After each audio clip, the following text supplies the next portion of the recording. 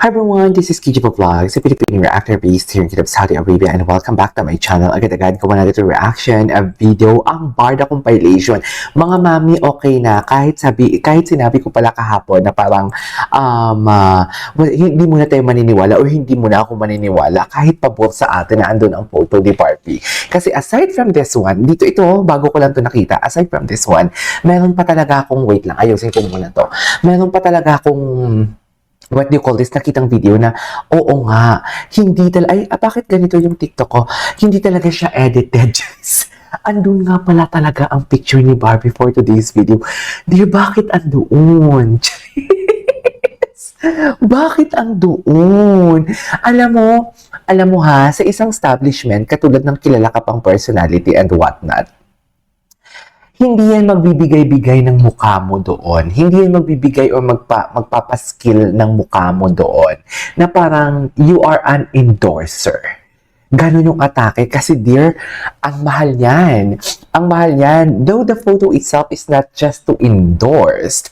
Pero kasi may mga ano talaga, may mga what you call this, how do I say this? May mga instances talaga na may mga tao talagang may business tapos basta na lang ilalagay ang kanilang, kukuha sila ng sikat tapos ilalagay ang photo doon na kunwari endorser siya. Ang bayad sa endorser sa mga ganyang klaseng establishment. And aside from that, it is Barbie Fortesa, mukha ni Barbie Fortesa yun. Dear, mahina ang 3 million dyan.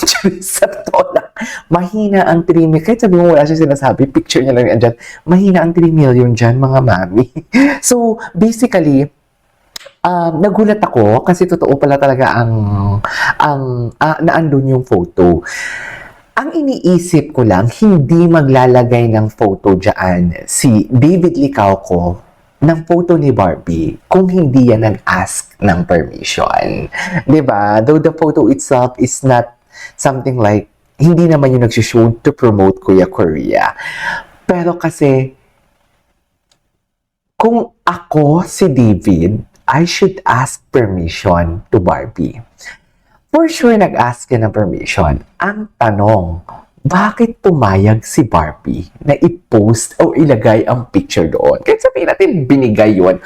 Kahit sabihin yung binigay yun ng fans, should I say, ang picture ni Barbie para ilagay sa Kuya Korea? Dear, hindi yung picture dapat ni Barbie ang ilagay sa Kuya Korea, kundi dapat maano ko pa maintindihan ko pa kung ilalagay sa car, kung ilalagay sa car, sa condo, kung ilalagay sa museum ng Barda. But Barbie Fortesa it has nothing to do with the business of David Licauco, pero bakit andoon? Diba? Love team sila eh. Love team lang sila daw. Kasi nga diba, ang chinichika na naman nila, wait lang, ayusin ko yung upuan ko para makapag-chismis tayo. Kasi diba, ang chinichika nga nila for today's video is, medyo nakis daw si David. Wala na talaga siyang maisip, napaka-desperado talaga nila, no? Tapos, ito, ang malala dito, dear, ito yung malala kung sino pa yung gumagawa ng kwento, sila din gumagawa ng kwento na gawa-gawa lang nila, sila din yung naniniwala dun sa kwento na yon. Ang bobo lang, di ba? Charis! Ang bobo lang talaga. Charis!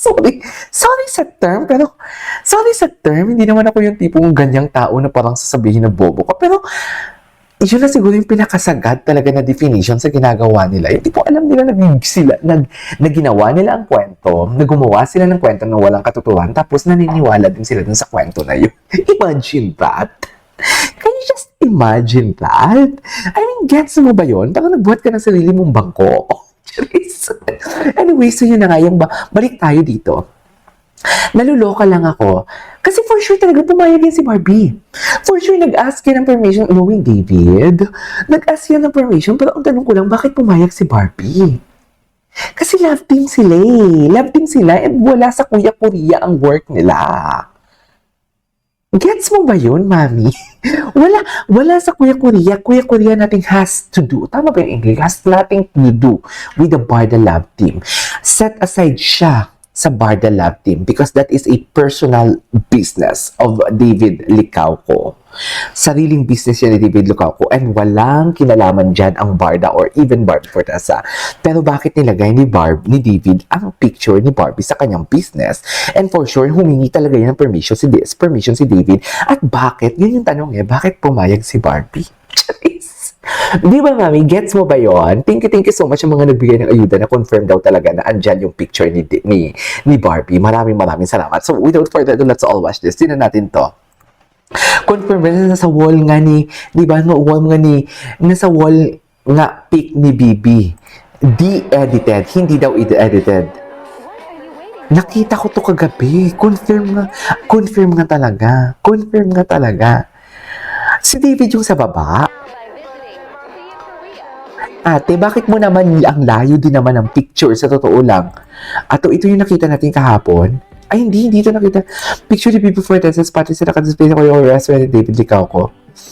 Alam mo, dapat kasi linapitan ninyo Bakit naman kasi ang layo? Ayan, zoom. Pero sana yung pagkaka-zoom, masyadong clear, di ba? Pero yan talaga yung picture nga. Confirm nga talaga, mga mare. Manyaman. Di ba ganyan yan sa Pampanga? Manyaman for today's video.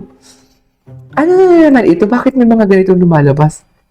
Because of Clyde, I became Pilay fan. Now Barda. Indeed. Talaga ba, ma'am? Because of Clyde. Dito pala si Madam Cordelia. Dito pala siya naging fanay for today's video. Ganyan yung atake. Totoo ba?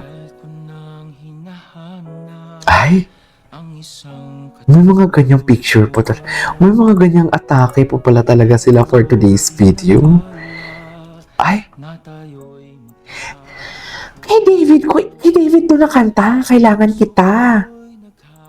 Oo, kay David to nakanta. Mga malandi kayo. Charis. Hindi mo kaya. Ay, ganyan pa talaga dapat, ma'am.